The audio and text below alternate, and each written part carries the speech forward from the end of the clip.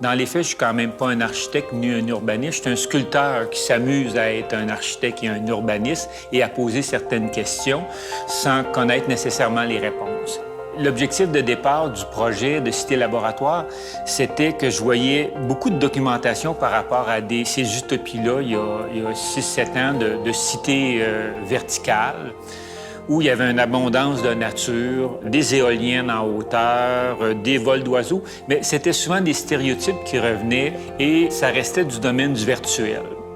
Et l'idée, dans une mesure quand même assez réduite, là, selon mes moyens, c'était de construire une maquette qui pourrait intégrer du vivant et voir comment que le vivant pourrait se comporter dans une maquette là, en 3D. Concernant la thématique de l'exposition qui est entre la symbiose entre la nature et la technologie, la question à savoir si l'œuvre, à un moment donné, pourrait réconcilier les deux, je pense que c'est déjà le cas à l'heure actuelle, dans la mesure où si on prend, par exemple, des éléments, là, que ce soit au niveau de toute la nouvelle technologie pour les serres sur les toits, pour tous les types de nouvelles lumières, à un moment donné, pour les cultures en serre, on est à l'intérieur déjà de cette mouvance-là entre les deux. La façon que j'ai pensé la cité laboratoire, c'était vraiment avec des paliers assez hauts où, à partir du sol, on avait des habitations individuelles, les paliers assez hauts pour que le soleil puisse rentrer d'un bord à l'autre. Et au sol, il y a toute l'infrastructure de climatisation, l'infrastructure de recyclage. Et graduellement, lorsqu'on monte d'étage en étage, au centre, là, c'est des habitations en condo, la culture de l'hydroponique, des jardins communautaires. Et en haut, complètement, bien là, c'est toute la cité culturelle. Fait qu'il y a ce que j'appelle mes cellules de rêve, où là, les gens, les musées, restaurants, mais vraiment, là, toute la vie culturelle là, qui est complètement en haut. C'était vraiment une sorte de hiérarchie par rapport à partir du sol jusqu'en haut.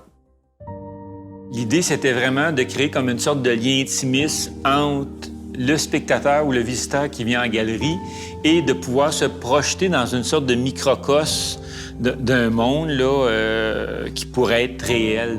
C'est comme si le projet était en construction dans la façon que c'est fait. Il y a des éléments qui sont pas terminés, mais ça, c'est volontaire. C'est vraiment de laisser aux visiteurs l'imagination de pouvoir terminer la construction.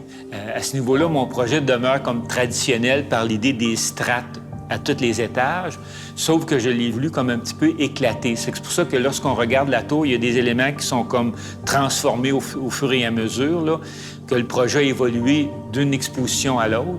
Et en même temps, j'ai toujours comme une sorte de questionnement philosophique à savoir comment que l'humain, dans le futur, va pouvoir se comporter par rapport à une limitation de plus en plus grande des ressources. Je pense que l'avenir est dans consommer moins. Puis c'est ça qui va déterminer, je pense, la vision du futur de plusieurs artistes, comment ils vont imaginer le futur. Là. Dans mes prochains projets, il y a cette idée-là qui commence à germer, à savoir des projets où, derrière, il y a cette idée-là d'une sorte de décroissance à un moment donné. Puis même dans mon travail de création, ça me questionne énormément aussi, parce que bien qu'à une échelle très, très réduite, je consomme des éléments pour fabriquer mes sculptures, puis que ça fait depuis longtemps que je récupère mes sculptures, parce que chaque projet est comme détruit après un certain temps pour recycler des éléments pour en construire un nouveau. Ultimement, le projet avait été conçu pour l'abandonner dans la nature, puis de laisser la mousse se réapproprier chaque niveau et voir comment que ça se transforme, puis bon, si les projets vont se détruire avec l'eau, puis tout ça. Mais là, j'attends que le projet soit libéré pour pouvoir faire cette dernière étape-là. Là.